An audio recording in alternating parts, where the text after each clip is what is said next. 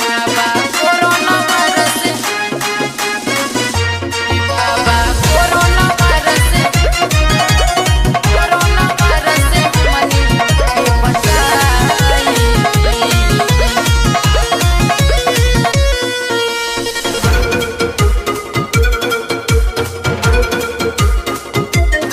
जग में फैलल बा महामारी, सुनी सुनी है त्रिपुरारी, सुनी सुनी है त्रिपुरारी। लॉकडाउन में बा सब लोगवा, कैसे आवल जा देव घर दुआरी। सच्ची तीसरा नेत्र के रउआ अब दिखाई जी। हे बाबा कोरोना वायरस से हमनी के बचाई जी। हे बाबा कोरोना वायरस से हमनी के बचाई जी।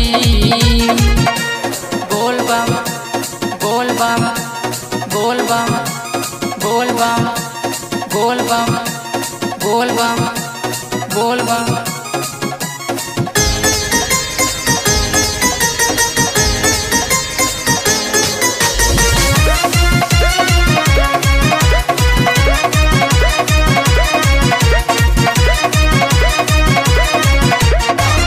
लगता गंगा जी के चढ़ न पाई जल हो।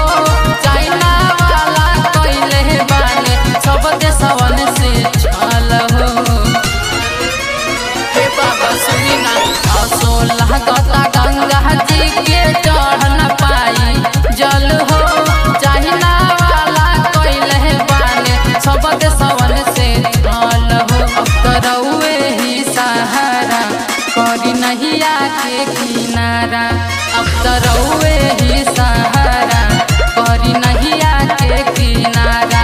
कृपा चढ़ते सावनवा में दिखाई जी। हे बाबा कोरोना वायरस से हमनी के बचाई जी। हे बाबा कोरोना वायरस से हमनी के बचाई जी।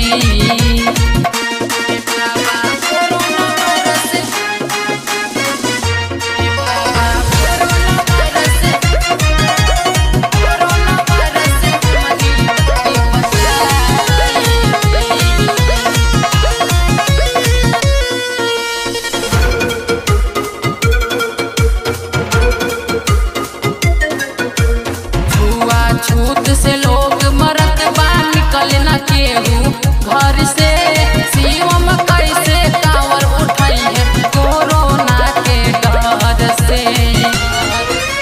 हे बाबा कुछ करी ना, छूत से लोग मरत बा, निकल न केहू घर से। शिवम कैसे कांवर उठाई है कोरोना के डर से। सिचुएशन भइल बा डेंजर, कहता ने कभी धर्मेंद्र। सिचुएशन